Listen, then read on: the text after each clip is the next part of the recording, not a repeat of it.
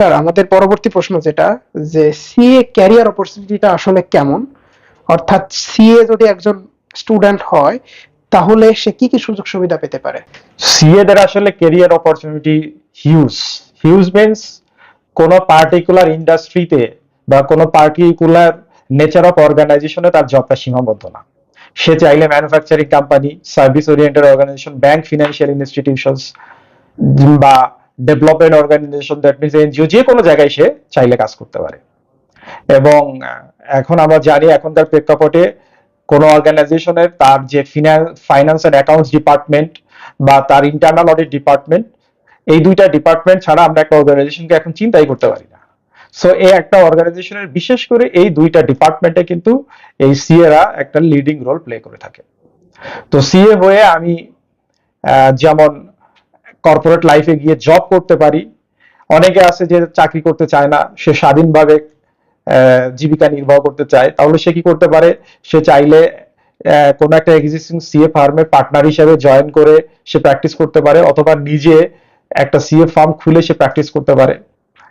আবার অনেকে আছে যে বিভিন্ন ট্রেনিং এর সঙ্গে নিজেকে জড়িত রাখতে পারে, যে ট্যাক্স, ভ্যাট, তারপর আইএস, আইএফআরএস, যে অ্যাকাউন্টিং স্ট্যান্ডার্ড, অডিটিং স্ট্যান্ডার্ডের উপরে বিভিন্ন ধরনের ট্রেনিং প্রোগ্রামে সে কন্ডাক্ট করতে পারে। যেমন আমাদের আইসিএবি থেকে, সিএ ইনস্টিটিউট থেকে বিভিন্ন ধরনের সারা বছর ধরে বিভিন্ন ধরনের ট্রেনিং প্রোগ্রাম বিভিন্ন কর্পোরেট বা বিভিন্ন ধরনের গভর্নমেন্ট অফিসারদেরকে অফার করা হয়, এবং সেখানে ট্রেনার হিসেবে কিন্তু এই চার্টার্ড অ্যাকাউন্টেন্টরাই একটা লিডিং রোল প্লে করে থাকে। তারপরে সে চাইলে টিচিংও করতে পারে। যেমন আমার কথাই যদি বলি, আমি আমার ব্যস্ততার পাশাপাশি আমি ঢাকা ইউনিভার্সিটির আইবিএ তে ভিজিটিং ফ্যাকাল্টি হিসেবে ক্লাস নেই।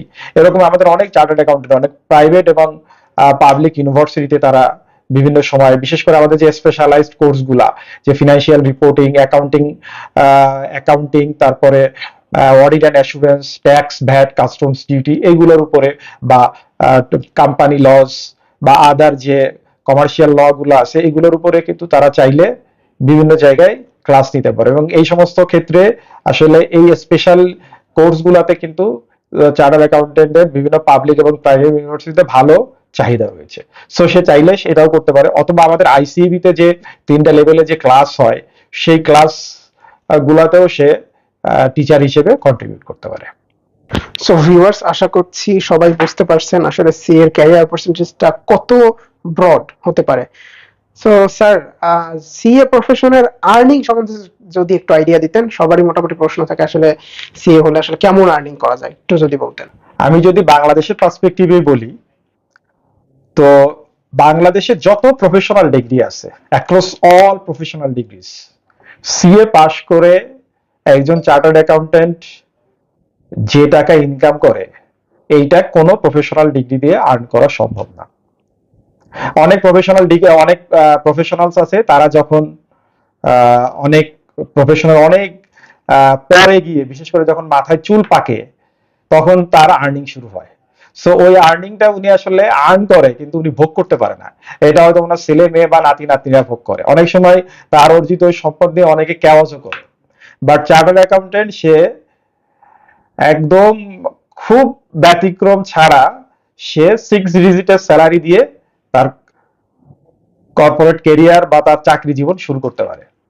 সো 6 ডিজিটের স্যালারি এবং উইথ আ কার, একটা ফুল টাইম কার সে তার ফ্যামিলি ইউজ করার জন্য, এটা খুব কমন। যেমন কিছুদিন আগে আমার সঙ্গেই কাজ করতো একটা ছেলে, জাস্ট পাশ করলো, পাশ করার 1-1.5 মাসের মধ্যে সে 1.5 লক্ষ টাকায় দেশের একটা নামকরা গ্রুপে জয়েন করেছে। সো সিএ পাশ করলে আসলে পিছনে ফিরে তাকানোর কোনো সুযোগ নাই। সিএ পাশ করলে আপনি 6 ডিজিটের স্যালারি দিয়ে আপনার কর্মজীবন শুরু করবেন। সো জীবনের শুরুতে আর্ন করে আপনি আপনার নিজের যদি অনেক অপূর্ণ চাহিদা আছে, এটা আপনি, যেটা আপনি নিজে লাইফে পান নাই, সেটা আপনি আপনার সন্তানদের জন্য পূরণ করতে পারবেন। বাবা মাকে সুন্দরভাবে টেক কেয়ার করতে পারবেন, আত্মীয় স্বজনকে দেখতে পারবেন, ফ্যামিলি নিয়ে দেশ বিদেশে ঘুরতে যেতে পারবেন। ইভেন আপনার যে আর্নিংস, এই সৎ পথে আর্ন করে আপনি আপনার সমাজের, আপনার পরিচিত বা সমাজের বিভিন্ন পিছিয়ে পড়া মানুষ, তাদেরকেও আপনি হেল্প করতে পারবেন। সো সিএ পাস করলে আসলে আপনাকে পিছনে ফিরে তাকানো লাগবে না।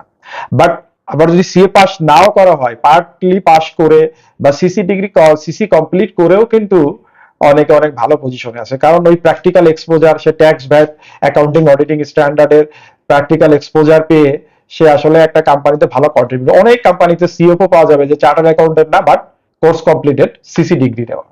সো সিএ দের আসলে চাকরির ক্ষেত্র যেমন ব্যাপক, এবং তারা খুবই হ্যান্ডসাম স্যালারিতে তাদের কর্মজীবন শুরু করতে পারে।